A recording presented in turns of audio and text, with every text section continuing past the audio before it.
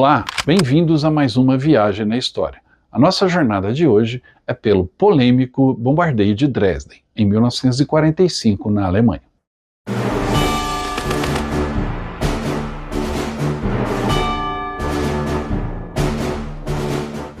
Antes da gente contar esta história, não se esqueça da promoção dos 200 mil inscritos aqui no canal. Adquirindo a camisa do Viagem na História, você concorrerá a um pacote completo para os 80 anos do Dia D na Normandia em 2024. Já acabamos o primeiro lote de camisas e iniciamos agora a venda do segundo lote. Corra e garanta a sua. Você pode comprar a camisa através do nosso WhatsApp. Entre em contato, adquira sua camisa, que é o nosso uniforme, e também concorra a essa jornada incrível pela Normandia, Bélgica, França e muito mais. Desde meados da Segunda Guerra Mundial, os britânicos e os americanos iniciaram uma campanha de bombardeios contra a Alemanha, em represália ao que os alemães haviam feito até então, desde o início da guerra. Os alvos desses bombardeios eram estratégicos, mas também de ordem moral política, na tentativa de solapar a moral da população alemã. E com isso os bombardeios foram ficando cada vez mais terríveis. Cidades como Bremen, Munique, Colônia foram alvos de centenas de bombardeios, desfechados por ataques que às vezes passava de 1000 bombardeiros participando da missão de bombardeio. Mas nenhum deles se compara ao que aconteceu em Dresden, no início de 1945. Dresden fica na região da Saxônia, próxima à fronteira com a República Tcheca, e é uma cidade que por muito tempo foi considerada o berço cultural da Alemanha. Tanto é que ela era chamada de a Florença do Elba. Ali as manifestações artísticas, culturais aconteciam com muita intensidade, até o fatídico dia de 13 de fevereiro de 1945, quando ocorreu o bombardeio, que é o tema do nosso programa de hoje.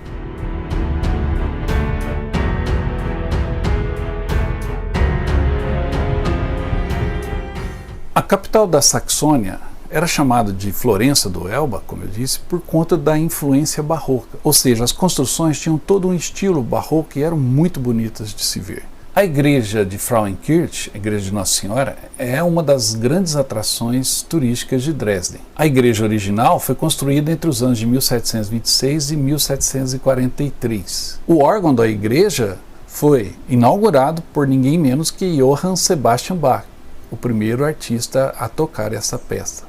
Martim Lutero também pregou na Frauenkirche, não é à toa que a sua estátua está bem em frente à igreja. Além da Frauenkirche, Dresden tem outras atrações turísticas muito interessantes, como o Palácio Real de Dresden, a Opera House e o mural de Fürstenzug, a procissão dos príncipes, como é chamado, que é o maior painel de azulejos do mundo.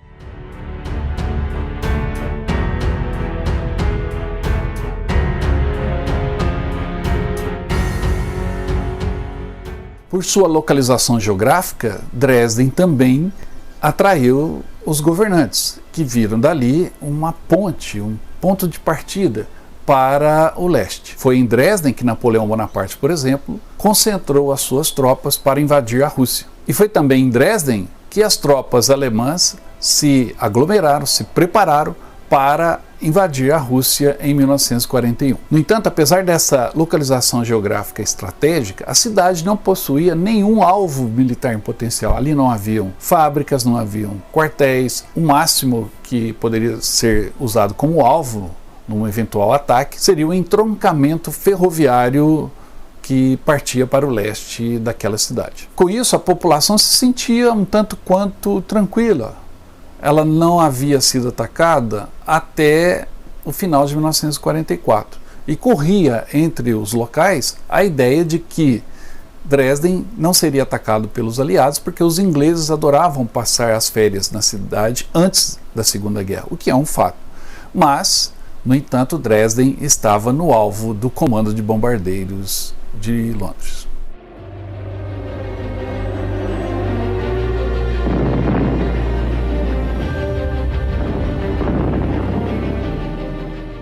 Noite de terça-feira de carnaval, fevereiro de 1945. Quase no final da Segunda Guerra, com as tropas alemãs sendo obrigadas a recuar diante da ofensiva dos aliados, especialmente dos soviéticos, não havia ambiente para se festejar na cidade, às margens do rio Elba. Mesmo assim, o rádio transmitia músicas e amenidades.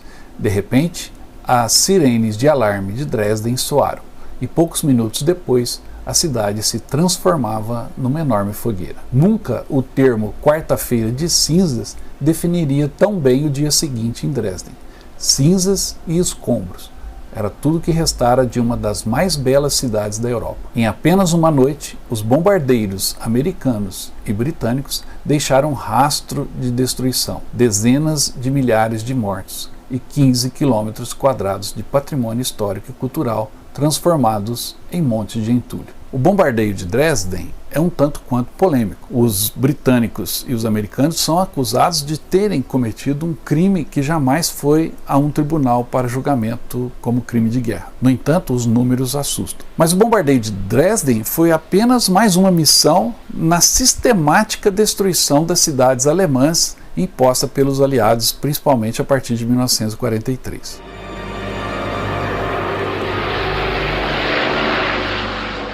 O bombardeio das cidades alemãs na Segunda Guerra, durante 5 anos, não tem paralelo na história. Junto com a fuga e a deportação das populações que habitavam a região ocidental do Reich, foi a maior catástrofe ocorrida em solo alemão desde a Guerra dos 30 anos. Mais de 1000 cidades e aldeias foram bombardeadas. Cerca de 1 milhão de toneladas de munição explosiva e incendiária foi lançado sobre 30 milhões de civis, sobretudo mulheres, crianças e idosos, causando mais de 500 mil vítimas e a perda irreparável do patrimônio cultivado pelas cidades alemãs desde a Idade Média. Esse ataque sistemático foi uma reação, obviamente, à blitz que os alemães fizeram sobre cidades europeias como Roterdã, Londres e tantas outras. O que, no entanto, não apaga o que foi feito contra a população de Dresden. Como a história é escrita por quem vence as guerras, essa é uma das páginas da história que ainda precisa ser estudada, debatida, principalmente para que não aconteça novamente. Die gemeldeten Bomberverbände befinden sich im Raum Hannover-Braunschweig. Esse ataque a cidades e quarteirões civis deveria abreviar a guerra, por incidir sobre a vontade de lutar. E essa estratégia foi chamada de bombardeio moral. Civis não constituem alvos militares, mas quando fabricam material militar e residem nas proximidades das áreas de produção, o enfoque é outro. Na guerra entre nações industrializadas, toda a indústria é bélica. Quem mora e trabalha ao seu redor também participa da guerra, produzindo armas e consciências bélicas. O bombardeio estratégico considera que as áreas ocupadas por essas fontes de poderio bélico constituem campos de batalha recuados. Entre 1940 e 1943, desenvolveu-se a ideia da aniquilação de espaços terrestres a partir do ar, assim eliminando os meios e a vontade necessários à continuidade da guerra. Mas essa ideia, essa justificativa não passou de uma ilusão. O território alemão teve que ser conquistado metro a metro pelas tropas terrestres. Então o bombardeio praticamente serviu, além de diminuir o potencial industrial da Alemanha, serviu apenas para ceifar vidas inocentes. E o ataque a Dresden é simplesmente a síntese disso tudo, um ataque inútil, desnecessário, quando a guerra já se aproximava do final.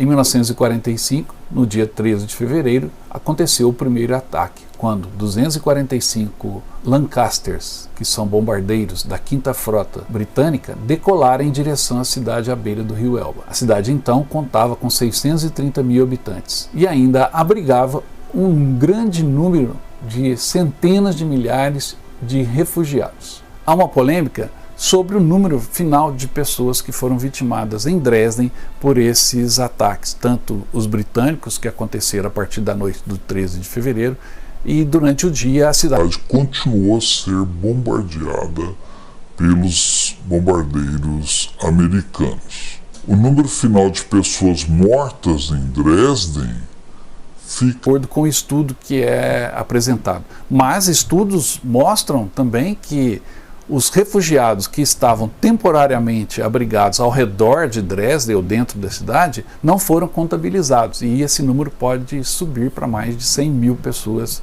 vitimadas nesse ataque. A verdade exata ainda é motivo de polêmica. O fato é que Dresden não exercia nenhuma atração econômica ou estratégica para merecer um bombardeio desse porte, pois a guerra já estava próxima do seu final e o desfecho já era previsível no início de 1945. No entanto, na noite do 13 de fevereiro, às 21h39, as sirenes antiaéreas soaram na cidade. Cerca de 3 mil bombas explosivas de alta capacidade e 650 mil bombas incendiárias choveram sobre a Florença do Elba. Tudo isso em apenas 23 minutos. O centro da cidade virou um mar de chamas. O brilho era tão intenso que pilotos britânicos relataram que a 300 quilômetros de distância e a 6.700 metros de altitude era possível ver Dresden em chamas. O calor atingiu temperaturas tão altas, cerca de 1000 graus centígrados, que era capaz de derreter o vidro das janelas. 2 ondas de ataques noturnos britânicos e uma subsequente onda de bombardeiros diurnos americanos arrasaram cerca de 15 quilômetros quadrados da cidade.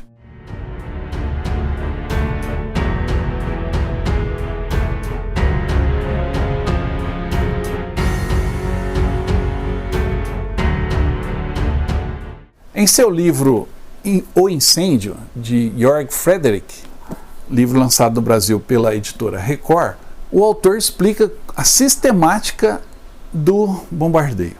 O que os britânicos e os americanos faziam, o que eles desenvolveram como técnica de ataque a cidades. Eles dividiam as esquadrilhas de aviões em setores. A primeira leva lança bombas de concussão, de impacto, e elas abrem crateras nas ruas, cortando todo o sistema hidráulico da cidade e provocando, obviamente, muitos danos. Misturado com essas bombas de concussão, os britânicos e os americanos também jogavam pequenas bombas incendiárias de fósforo e ao atingir o solo e as casas, as residências, elas iniciavam pequenos focos de incêndio.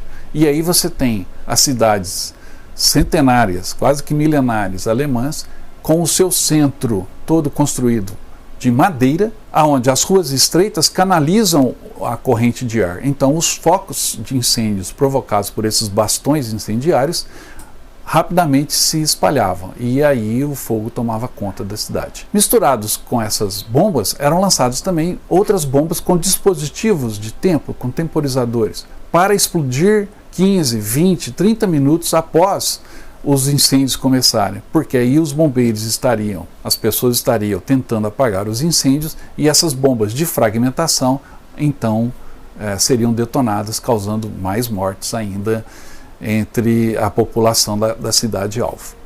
Realmente uma técnica industrial e perversa de aniquilar pessoas.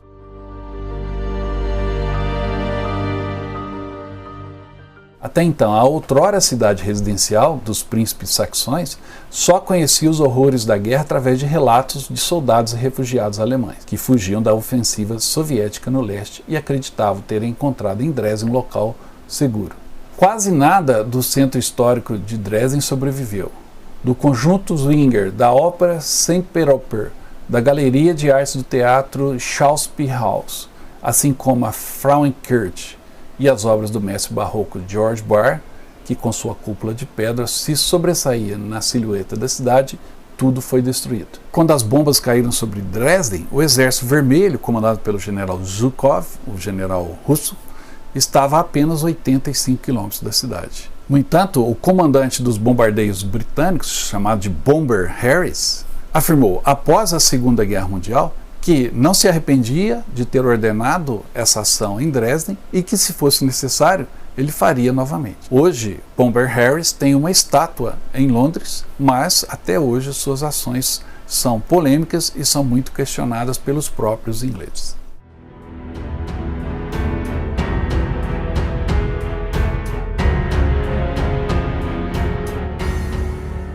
Dresden ainda seria atacada mais 3 vezes até o final da guerra. Após o armistício, Dresden ficou no setor oriental, ou seja, na Alemanha Oriental, e passou a fazer parte da União Soviética, da Alemanha Oriental, que fazia parte da União Soviética. Foram os soviéticos que lideraram então a reconstrução de Dresden. Após a guerra, o líder comunista Walter Ulbricht sonhava em fazer de Dresden uma cidade modelo do urbanismo socialista, com avenidas largas e lugar para grandes manifestações públicas.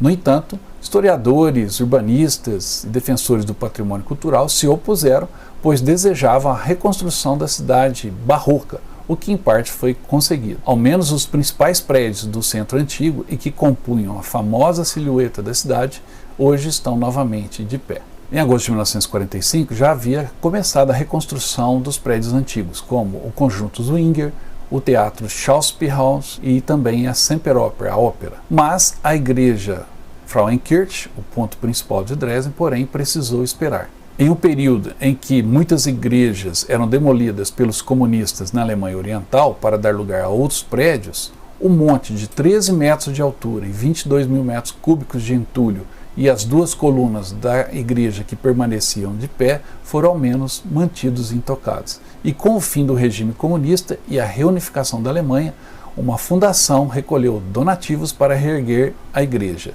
E desde então, a esplendorosa construção barroca renasceu, pedra por pedra. A Frauenkirche foi oficialmente reaberta em 30 de outubro de 2005, após 13 anos de reconstrução.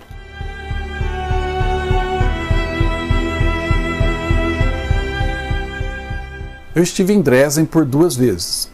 A cidade é muito bonita. A cidade foi totalmente reconstruída e o centro antigo parece realmente daquelas cidades preservadas que a gente encontra por toda a Europa. A igreja Frauenkirche está esplendorosa e caminhar pelas ruas de Dresden é muito agradável. No entanto, sempre tem um ar de tristeza, principalmente quando você caminha às margens do rio Elba e olha para a única ponte da época que sobreviveu intacta, e é inevitável que venha à sua mente as cenas de horrores que aquela ponte e o rio Elba testemunharam durante os ataques a Dresden. Em Dresden, por incrível que pareça, existe um museu militar, que eu tive a oportunidade também de visitar. É um museu militar dedicado à paz, mas no entanto ali estão expostas muitas armas, o que reflete um pouco desse espírito bélico germânico. Os alemães valorizam muito a arte militar e você encontra desde blindados já na entrada, como um acervo que conta a história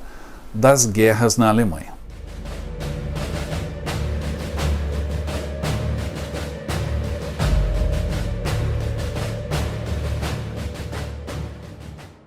A história do bombardeio de Dresden tem muitas versões. O que foi narrado aqui hoje no canal foi obtido através de pesquisas, tanto na net quanto também da leitura, como de 2 livros fundamentais para compreender a história. O Incêndio, sobre a campanha de bombardeios como um todo, sobre a Alemanha, e Dresden, que foi publicado no Brasil pela editora Record, que narra e disseca todos os momentos do bombardeio de Dresden.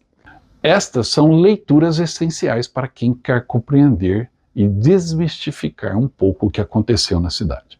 Era isso que eu tinha por hoje, espero que vocês tenham gostado do vídeo e que ele os faça refletir um pouco sobre o que acontece numa guerra. Mas antes de ir embora, não se esqueça da promoção da camisa do Viagem na História, celebrando os 200 mil inscritos. Adquirindo a camisa, você concorre a um prêmio muito especial. Estamos iniciando agora a venda do segundo lote das camisas. Adquirindo a camisa, você concorre a um pacote de viagem para os 80 anos do Dia D, que acontecerá em 2024.